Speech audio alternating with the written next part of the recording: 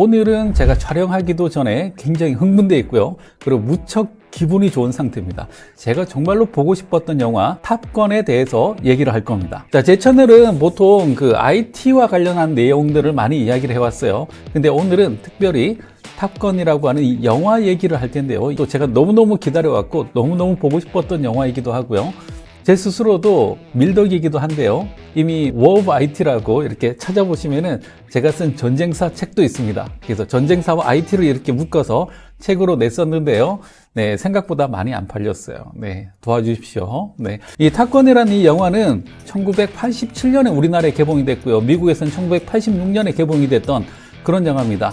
이 영화의 배경은 미 해군의 항공모함을 배경으로 하고 있고요. 그리고 이 주인공이 교관들을 만들어내는 탑건이라고 하는 그곳으로 가는 게 바로 이 주된 내용입니다.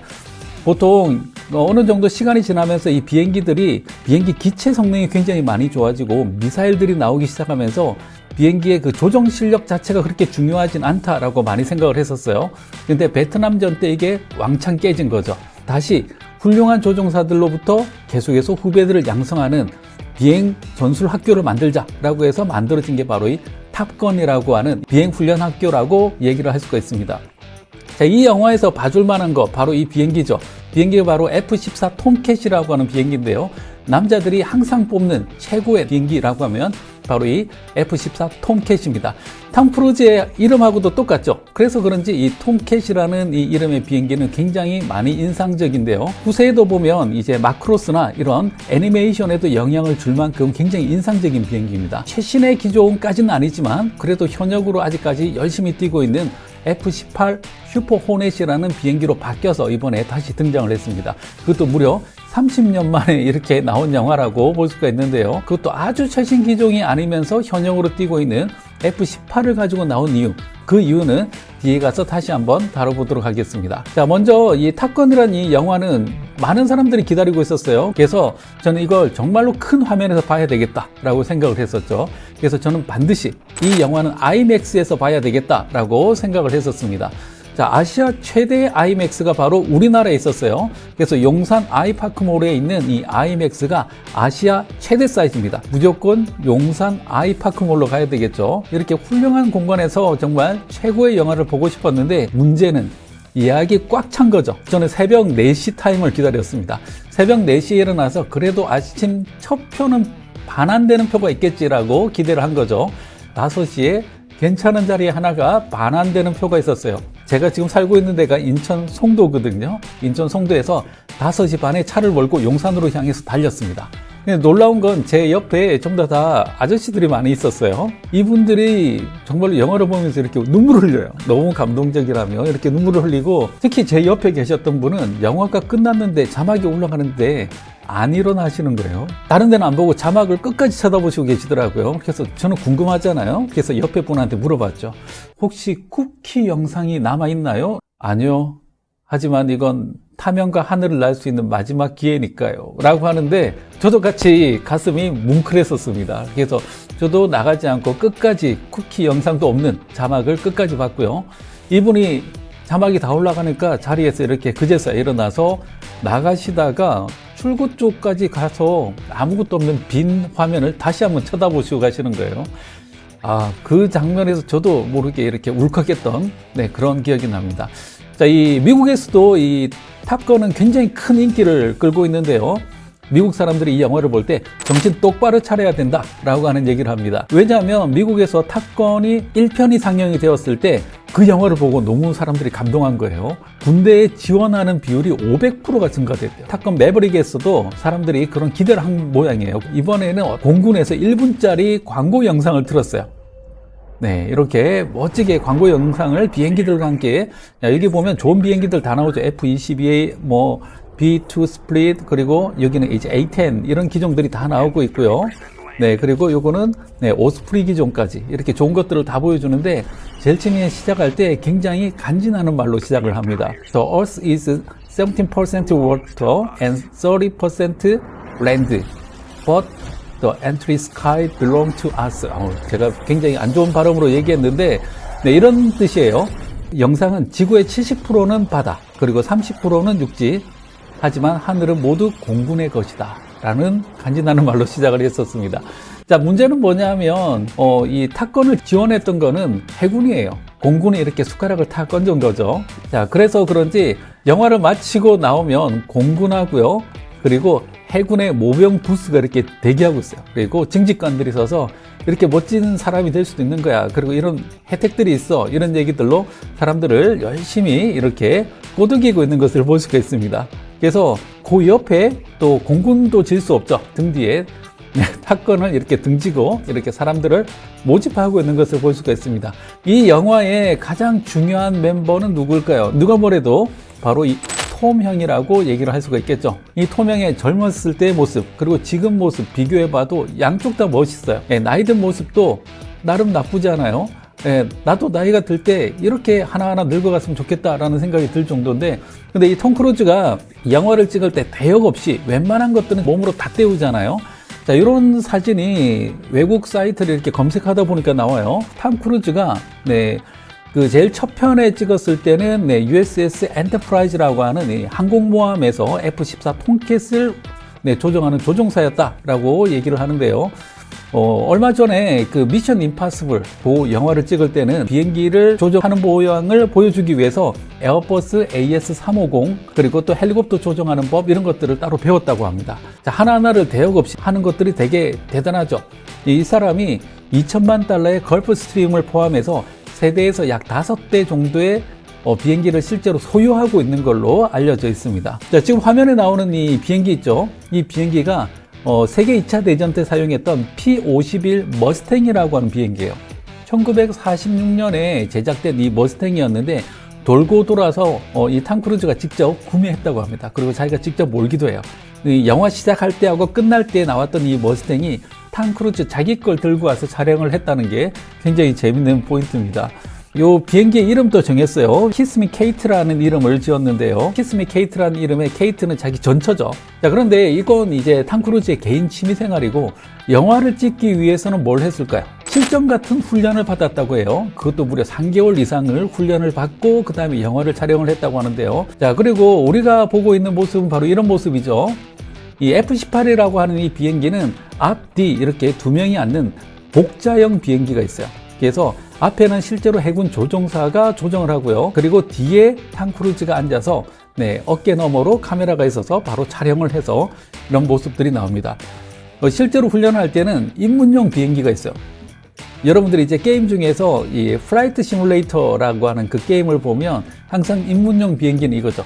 세스나 172번이라고 하는 입문용으로 이렇게 비행기를 배웠는데, 영화 스태프들도 바로 이 세스나 172로 비행기를 훈련을 받았다고 합니다.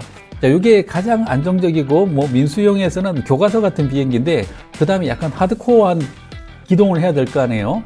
그런 기동을 위해서 엑스트라 300이라고 하는 이 비행기는 주로 에어쇼 같은 데 가면은 많이 볼 수 있는 기종입니다. 그래서 굉장히 고기동을 보여주는 그런 프롭기라고 할 수 있습니다. 기체도 작고 그리고 또 가볍기 때문에 굉장히 묘기를 많이 부릴 수가 있는데요. 실제로 전투기 조종사들이 훈련받을 때 또 가장 많이 쓰이고 있는 기종 중에 하나죠.